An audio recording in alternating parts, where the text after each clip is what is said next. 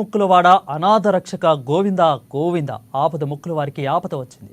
శ్రీవారి మహాప్రసాదాన్ని అపవిత్రం చేశారు. అవును, మీరు విన్నది నిజమే. శ్రీవారి లడ్డులో యానిమల్ ఫ్యాటా. ఈ అపచారానికి బాధ్యులెవరు? ఎవరిని శిక్షించాలి? ప్రస్తుతం ఇదే తెలుగు రాష్ట్రాల్లో హాట్ టాపిక్గా నడుస్తున్న వార్త.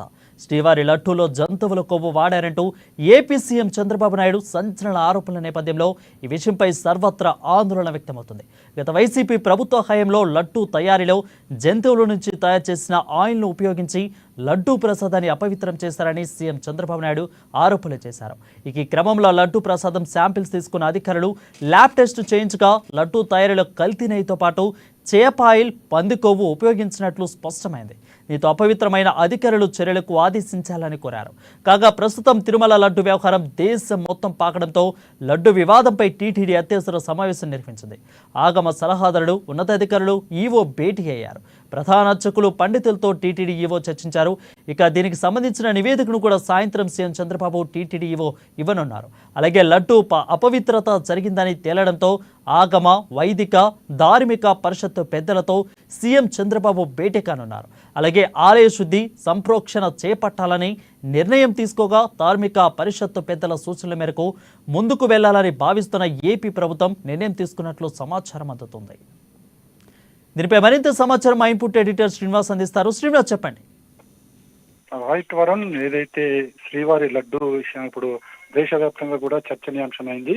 ఇది లడ్డూలో జంతువుల కొవ్వు కలిపారు అనే ఏదైతే ఆరోపణ వచ్చిన నేపథ్యంలో దీని మీద టీటీడీ అత్యవసర సమావేశం జరిపింది. అత్యవసర సమావేశంలో ఏదైతే నివేదికలు తెప్పించుకోవడం జరిగింది, అందులో జంతువులకు సంబంధించిన ఫ్యాట్ అందులో ఉంది, యానిమల్ ఫ్యాట్ ఉందని చెప్పేసి నిర్ధారణకు రావడం జరిగింది. దీనికి సంబంధించి ఎవరెవరిని బాధ్యులను చేయాలన్న దాని మీద ఇప్పుడు చర్చ జరుగుతుంది. మరోవైపు చూసుకుంటే కనుక ఈ లడ్డు వివాదాన్ని తెలుగుదేశం ప్రభుత్వం చాలా సీరియస్ గానే తీసుకుంది. ఎందుకంటే ఇది మొత్తం హైందవ ధర్మానికి సంబంధించినది, భక్తులకు సంబంధించిన అంశం. ఈ విషయం ఎట్టి పరిస్థితిలో కూడా రాజీ ఉండకూడదని చెప్పేసి కూడా నిర్ణయం రావడంతో దీని మీద ఖచ్చితంగా ఒక చర్య అంటూ తీసుకోవాలని చెప్పేసి కూడా భావిస్తుంది. ఇక దీనికి సంబంధించి ఏదైతే యానిమల్ ఫ్యాట్ కలిసిందని చెప్పేసి ఆరోపణలు వస్తున్న ఏఆర్ డైరీ సంస్థకు సంబంధించి కూడా వాళ్ళు కూడా ఒక వివరణ ఇవ్వడం జరిగింది. ఇందులో ఎలాంటి తప్పిదం జరగలేదు, పూర్తి స్థాయిలో టెస్టులు జరిగే మేము పంపించామని చెప్పేసి కూడా వాళ్ళు చెప్తున్నారు.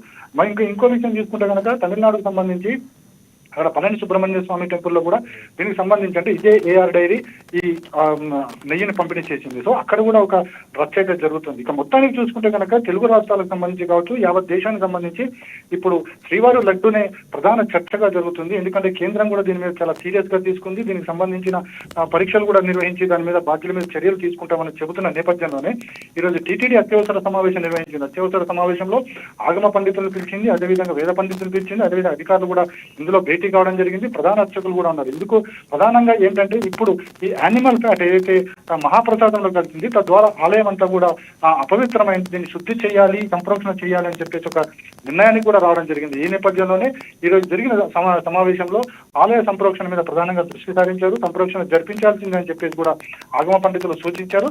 సో ఈ మేరకు సంప్రోక్షణ కార్యక్రమం కూడా చేపట్టబోతుంది. అయితే దీనికి సంబంధించిన నివేదికను ముఖ్యమంత్రి చంద్రబాబు నాయుడుకి అందించబోతున్నారు. అదేవిధంగా ఏదైతే మహాప్రసాదంలో కల్తీ జరిగిందని వచ్చిందో దీనికి సంబంధించిన పూర్తి నివేదికను ఇప్పటికే టీటీడీ అధిక ఈవో శ్యామలరావు సేకరించడం జరిగింది. దీనికి సంబంధించిన ఏవైతే టెస్టులు నిర్వహించారో ఒక టీటీడీనే కాదు ఇతర రాష్ట్రాల్లో కూడా ఎవరైతే టెస్టులు చేసే సంస్థలు ఉన్నాయో వాటన్నిటి ద్వారా కూడా తెప్పించుకుని అందులో ఇచ్చిన నివేదిక మొత్తం కూడా ఈరోజు సాయంత్రం ముఖ్యమంత్రి చంద్రబాబు నాయుడుతో జరగబోయే సమావేశంలో వారికి అందించబోతున్నారు. ఆ తర్వాత ప్రభుత్వం ఏం చర్యలు తీసుకుంటుందో చూడాలి. ఎందుకంటే దీన్ని బాధ్యులను ఎవరు చేస్తారనేది ఇక్కడ ప్రధానంగా చర్చ వస్తుందంటే గత ప్రభుత్వంలో ఎవరైతే టీటీడీ పాలకులుగా ఉన్నారో వారి మీద చర్యలు ఉంటాయా, లేకుంటే ప్రభుత్వానికి సంబంధించిన పెద్దల మీద చర్యలు ఉంటాయా, లేకపోతే ఎవరైతే ఈ నెయ్యిని పంపిణీ చేశారో వాళ్ళ మీద చర్యలు ఉంటాయనేది కూడా చూడాలి. మొత్తానికైతే తెలుగు రాష్ట్రాల్లో మాత్రం ప్రస్తుతం ఇప్పుడు శ్రీవారి మహాప్రసాదమే ఒక చర్చనీయాంశంగా మిగిలిందని చెప్పొచ్చు వరుణ్. రైట్ శ్రీనివాస్, అయితే తెలుగు రాష్ట్రంలోనే కాదు దాదాపు దేశం అదేవిధంగా ప్రపంచం మొత్తం కూడా పాకిపోయిన వార్తగా చెప్పవచ్చు. అయితే ముఖ్యంగా దీన్ని ఎవరైతే బ్రాహ్మణులు ఎంత పవిత్రంగా చూస్తారో ఇలాంటి దాన్ని కూడా అపవిత్రం చేశారు. సో హిందూ సంఘాలు అసలు దీన్ని ఏ విధంగా పరిగణిస్తాయి, వాళ్ళ యాక్షన్ ప్లాన్ ఏ విధంగా ఉండబోతుంది శ్రీనివాస్?